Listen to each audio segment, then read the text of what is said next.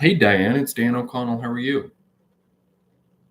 Doing well. It's a nice sunny day up here in Franklin. I think it's going to be like 70 degrees. Yeah, yes, ma'am. Hey, I went over there to Fieldstone yesterday and took a look at it. That's a really nice little place you have there. Yeah. Okay. Price and stuff. Yeah. Yeah. Well, I just spent about an hour or so on the MLS looking at different prices for single wides. Um, and really, we can kind of break them down into two categories. Some of these single wides have two bathrooms, and some just have one. Um, the ones that are selling for over like 130 or really even over 125 have two bathrooms, or they're in a little bit of a different spot. They've got kind of a nice layout as far as a yard, or have a like the one that I sold on Hatfield had a creek and a little pond and it had two bathrooms. That's why we were able to get like 150 for it. Um, so I think your ballpark is really somewhere between 100 and 125. So depending on what you'd like to do with that, we can go over there and get the professional photos and get it up on the market and get it sold for you. It's still a really good time to sell, and inventory's super low.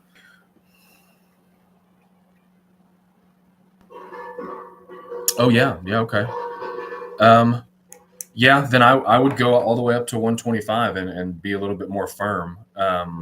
You know, Furniture is definitely a added bonus. So I think if you were gonna keep the furniture in there, I still, it'd be tough to get up above, the 135 or the 140 mark, just with um, if there was a little bit of a little bit more of like a yard, or like a little tiny, like whatever, fire pit or something like that, and it was all nice grass and good foundation plants, and kind of had a little bit of an outdoor or like a deck or something, then we could talk 140, maybe somewhere in the 130s. But um, it's my job. I just want to be realistic with you. Yeah.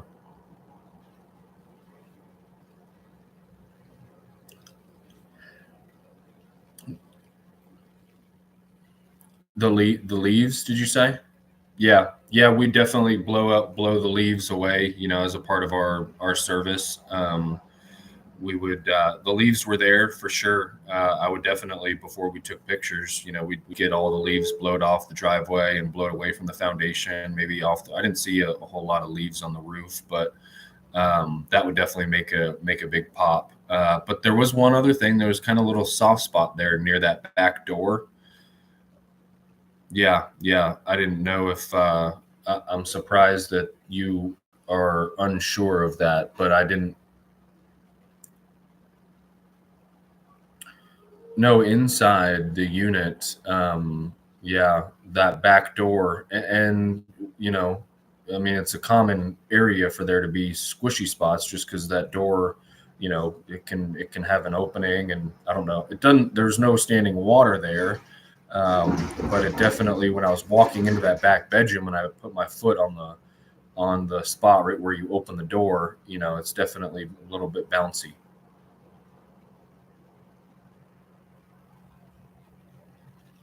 Yeah, yeah, definitely. I've got a guy who, he's right here in my pocket. His name's Oscar. He does, property maintenance, and he can be over there, and in a.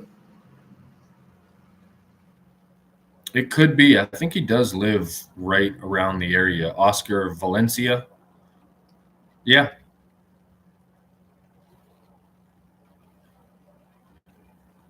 yep.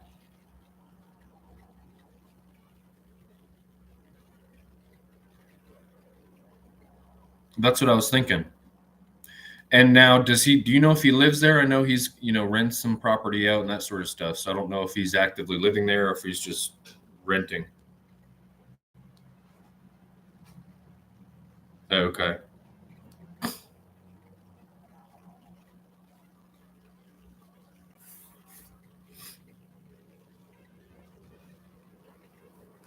Gotcha.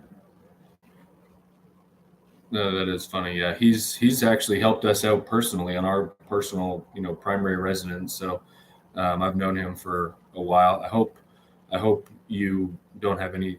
If you don't want to use him, that's totally fine. I've got other folks. Okay.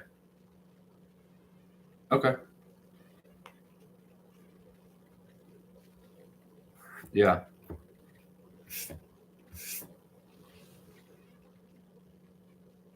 Oh yeah.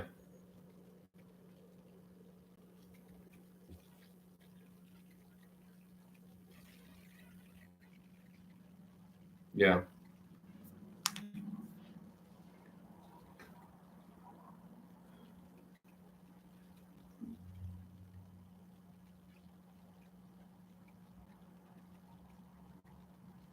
Gotcha.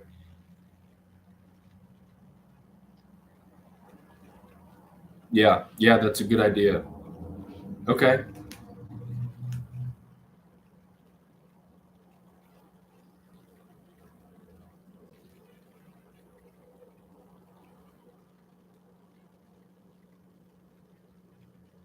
Okay.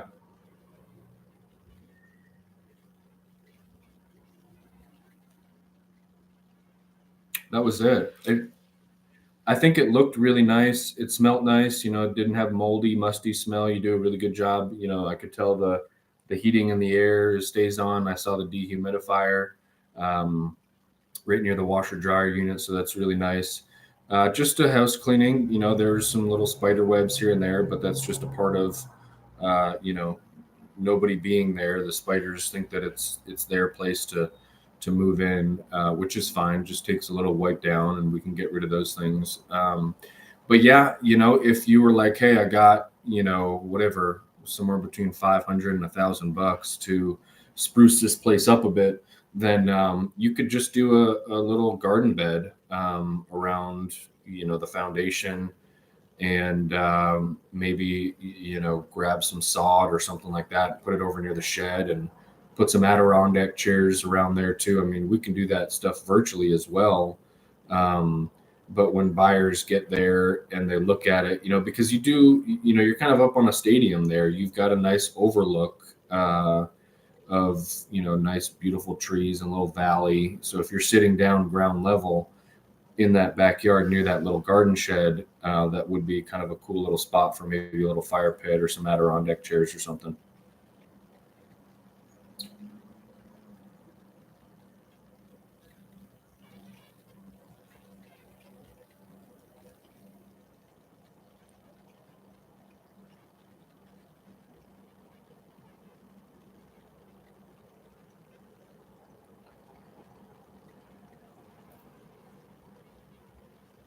I wouldn't count on the internet being available. They've been saying that for the last 5 or 10 years. I know Optimum kind of came in and took over for Charter, but I will say that I've had a lot of folks with really good success using the Starlink.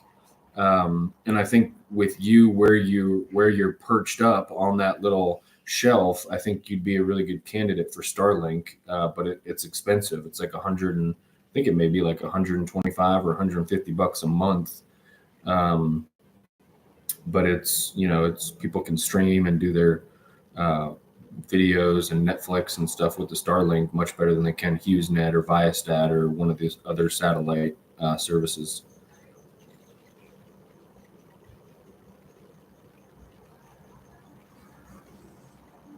Yeah, right.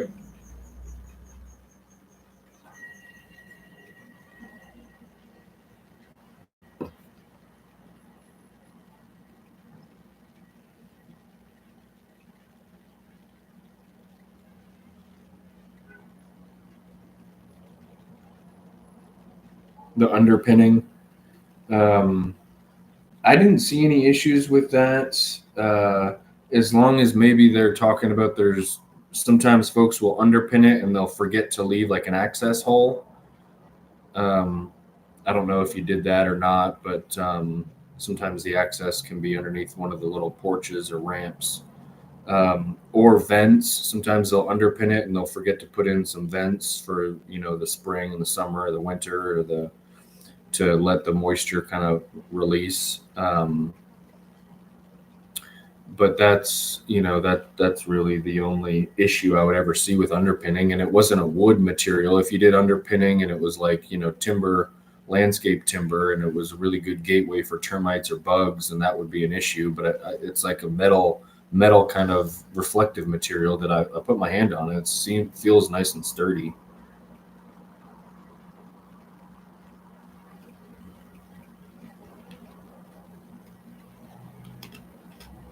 Yeah, great question. Commission is typically 6%. And you'll find that kind of standard with full-time local realtors that take professional photos and go out and do site visits. I live 15 minutes down the road, so I can be there if for some reason a lockbox isn't working, or if there's a buyer out there that can't get in. If I work with every single other local agency and firm here in town and, nationwide or even globally. If there's another agent that sees this listing and thinks it may be a good fit for their buyer, then I can split my commission with them and give them 3 and I would take 3. So that's how I do the commission, and included in that is blowing the leaves off, getting, professional photos, drone, videography, making videos and doing virtual walkthroughs, and then just guiding you through the whole sales process to make sure you're getting a good, clean market value.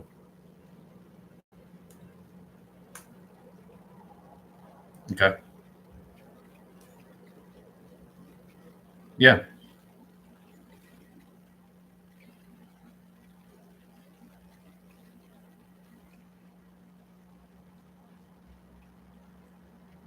Okay. Yeah, that sounds great. Yeah, you've got my number, and we'll stay in touch. If I don't hear from you in a couple of weeks, maybe I'll give you another ring back.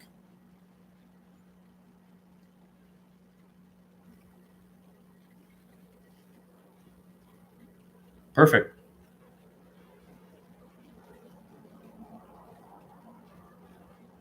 Okay. Yeah. Do you want me to send you Oscar's number, or do you have it? Okay. Okay. I'll send it over to you, Diane. You got it. Have a great day. Okay.